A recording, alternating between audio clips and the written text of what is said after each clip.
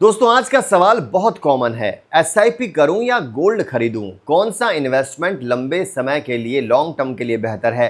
कौन सा सेफ है? कौन सा ज्यादा रिटर्न दे सकता है? तो आज के इस वीडियो में बिल्कुल आसान और साफ साफ कंपैरिजन करेंगे। वीडियो को लास्ट तक जरूर देखिएगा, चैनल को सब्सक्राइब कीजिए क्योंकि आखिर में मैं अपनी पर्सनल राय भी दूंगा कि किस सिचुएशन में क्या बेहतर होता है। तो सबसे पहले जान लीजिए कि एसआईपी होता क्या है। सिस्टमैटिक मतलब इसमें आप हर महीने एक फिक्स्ड अमाउंट म्यूचुअल फंड में इन्वेस्ट करते हो, जैसे 2000 हो गया, 5000 या 10,000 रुपए।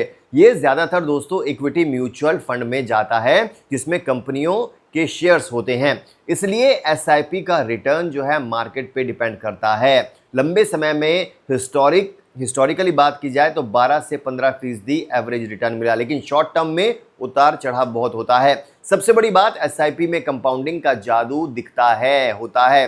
जितना टाइम दोगे उतने पैसे बढ़ते हैं।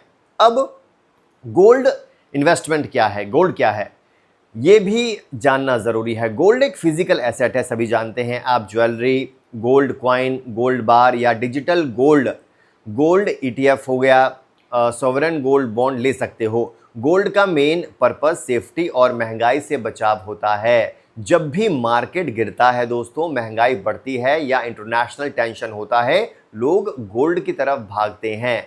हिस्टोरिकली गोल्ड ने लंबे समय में लगभग 8 से 10% का एनुअल रिटर्न दिया है, लेकिन ये ग्रोथ वाली एसेट नहीं है जैसे शेयर्स हो गई। ये ज्यादातर सेफ्टी वाली एसेट मानी जाती है।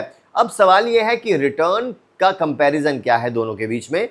सबसे इंपॉर्टेंट यही है, ध्यान से सुनिएगा। अगर आप 10 से 15 साल को देखते हो तो इक्विटी एसआईपी अच्छे म्यूचुअल फंड्स की बात कर रहे हैं, उन्होंने एवरेज 12 से 14% दिया है। गोल्ड ने एवरेज 8 से 10% दिया है। मतलब लंबे समय में दोस्तों एसआईपी ने गोल्ड को क्लियरली पीछे छोड़ दिया है। एक एग्जाम्पल लेते हैं, चलिए। आप 10,000 रुपये महीना इन्वेस्ट करते हो 15 साल के लिए, तो एसआईपी में 12% रिटर्न मानकर हम चलते हैं तो आपके पास लगभग 50 लाख प्लस बन सकते हैं। गोल्ड में 9% रिटर्न मानकर चलते हैं, यह फिगर 35 से 38 लाख के आसपास रहेगा। तो ग्रोथ के लिए दोस्तों एसआईपी क्लियरली एकदम साफ साफ आगे है। अब रिस्क का कंपैरिजन कर लेते हैं दोनों के बीच, ये भी बेहद जरूरी है। रिस्क भी देखना चाहिए हर किसी चीज में। एसआईपी में उतार चढ़ाव बहुत होता है दोस्तों। मार्केट गिरता है तो आपका पोर्टफोलियो शॉर्ट टर्म में 20 से 30% भी गिर सकता है। इसलिए जो लोग घबरा कर बेच देते हैं उनका नुकसान हो जाता है। गोल्ड में उतार चढ़ाव कंपैरेटिवली कम होता है दोस्तों। गोल्ड अचानक बहुत कम गिरता है। संकट के समय गोल्ड सेफ्टी देता है।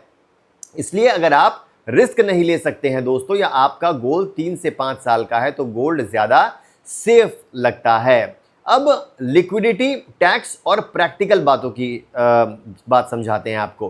कुछ प्रैक्टिकल बातें जानना जरूरी है। लिक्विडिटी की बात करते हैं। एसआईपी म्यूचुअल फंड में आप कभी भी निकाल सकते हो, 1-2 दिन में पैसे आ जाते हैं। फिजिकल सोना बेचना थोड़ा सा मुश्किल होता है, डिफिकल्ट होता है। मेकिंग चार्ज होता है, प्योरिटी की प्रॉब्लम उसमें होती है। डिजिटल गोल्ड अगर हो गया, एसजीबी हो गया, गोल्ड ईटीएफ हो गया, बेहतर ऑप्शंस होते हैं दोस्तों। टैक्स की बात की जाए, इक्विटी म्यूचुअल फंड 1 साल से ज्यादा एलटीसीजी 12.5% लगता है, 1.25 लाख तक छूट। गोल्ड पे भी एलटीसीजी लगता है। सोवरेन गोल्ड बॉन्ड में मैच्योरिटी पे टैक्स फ्री होता है। ये बहुत बड़ा फायदा है दोस्तों। सुविधा क्या होती है? एसआईपी ऑटोमेटिक होती है, डिसिप्लिन आसान है। गोल्ड में डिसिप्लिन बनाए रखना थोड़ा सा मुश्किल होता है, डिफिकल्ट होता है। तो अब किस सिचुएशन में क्या बेहतर होता है ये भी जान लीजिए। अब सीधा सीधा जवाब दे देता हूं आपको। अगर आपका गोल वेल्थ क्रिएशन है 10+ साल और आप थोड़ा रिस्क ले सकते हो तो एसआईपी बेस्ट है, बेहतर है। अगर आप सेफ्टी प्लस महंगाई से बचाव चाहते हो दोस्तों, तो इमरजेंसी फंड का हिस्सा या पोर्टफोलियो में डाइवर्सिटी लाना है, गोल्ड रखना चाहिए। सबसे अच्छा तरीका क्या है? दोनों। फाइनेंशियल एक्सपर्ट्स कहते हैं कि पोर्टफोलियो का 5 से 15% गोल्ड में रखो, बाकी इक्विटी एसआईपी में। इससे बैलेंस बन जाता है, ग्रोथ भी मिलती है दोस्तों, सेफ्टी भी मिलती है। तो दोस्तों आज मैंने आपको बताया एसआईपी बेहतर है, गोल्ड इन्वेस्टमेंट बेहतर है। आप बताइए कि आपने एसआईपी की हुई है या गोल्ड इन्वेस्टमेंट, और आपको दोनों में से बेहतर कौन सी लगती है?